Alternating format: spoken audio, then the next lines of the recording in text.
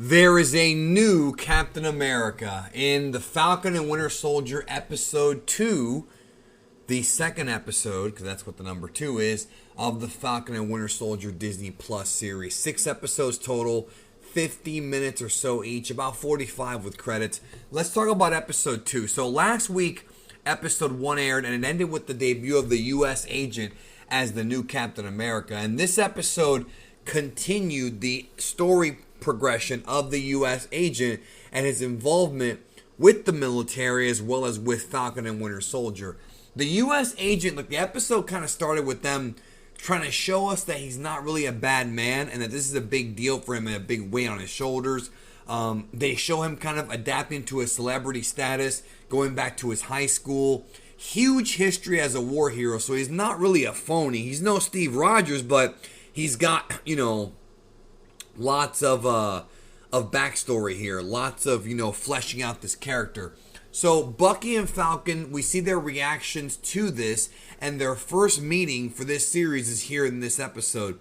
Bucky blames Falcon for giving up the shield because it's not what Steve wanted, which is true. I mean, Steve handed the shield over to Sam to be the new Captain America, but Sam gave it up because he thought it was the right thing to do, which plays into their kind of rough relationship that they have here in this show.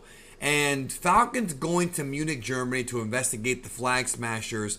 Bucky goes with him on the mission, and this episode really showcases what I thought this show was going to end up being from the beginning, and that is a buddy cop comedy type of thing. Very different tone in this episode, especially for the first half of it, than in the previous episode.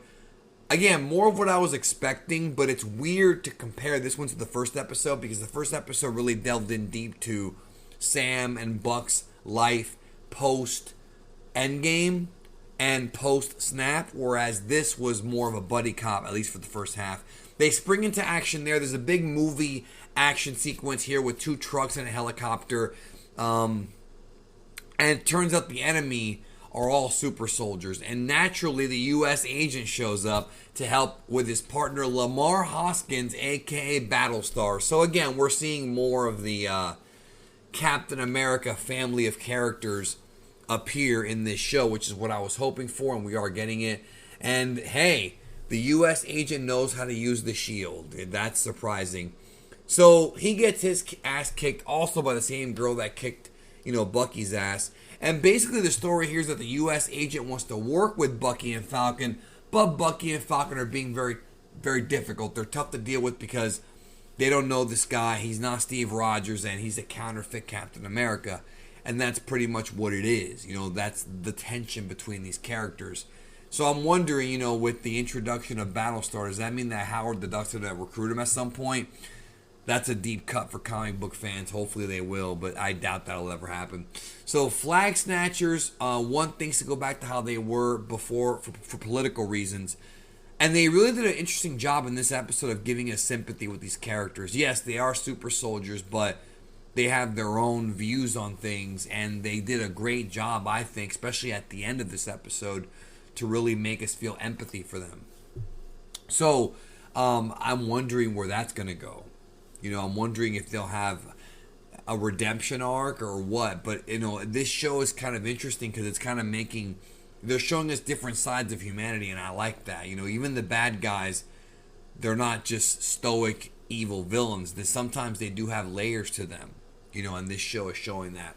So, Buck and Sam go visit Isaiah, who's also a super soldier, has a long history with Buck.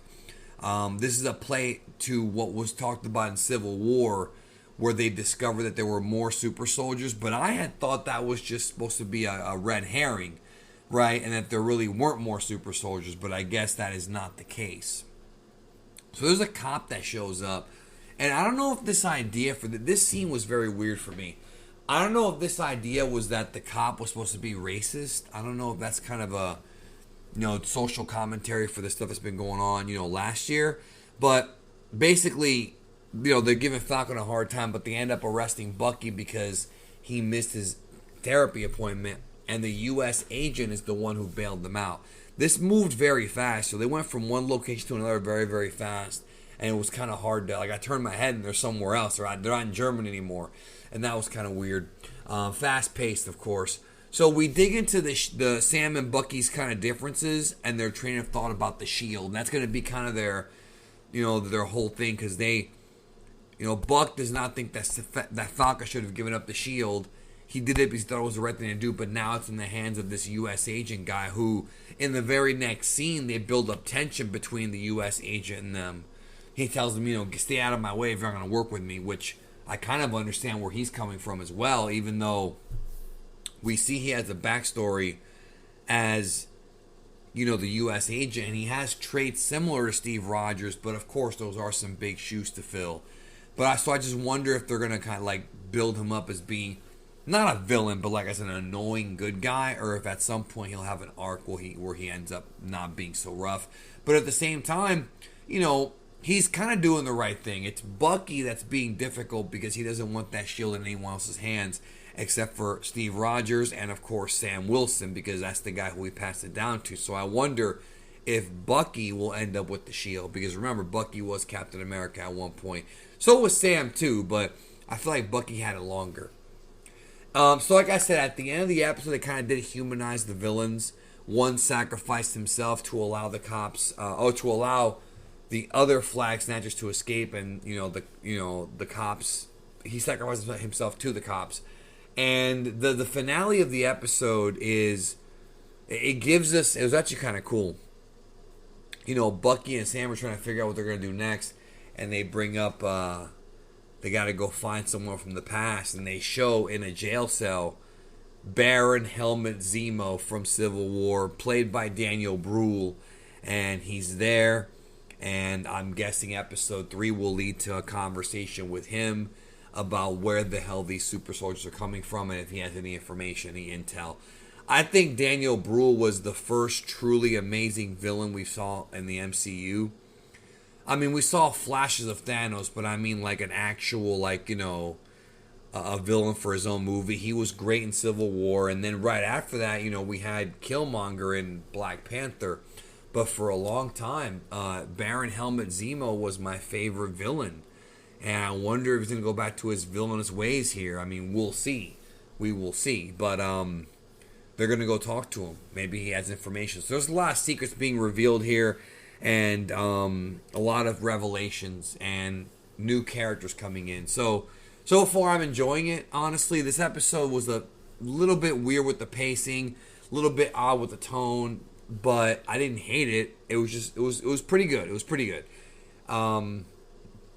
Helped establish Falcon and Buck sort of problems, and we'll see where that goes, that storyline. What did you think about episode 2? Again, decent episode. Probably not one I'm going to be revisiting too much, but we'll see. We'll see how the show goes. Right now, they're doing okay.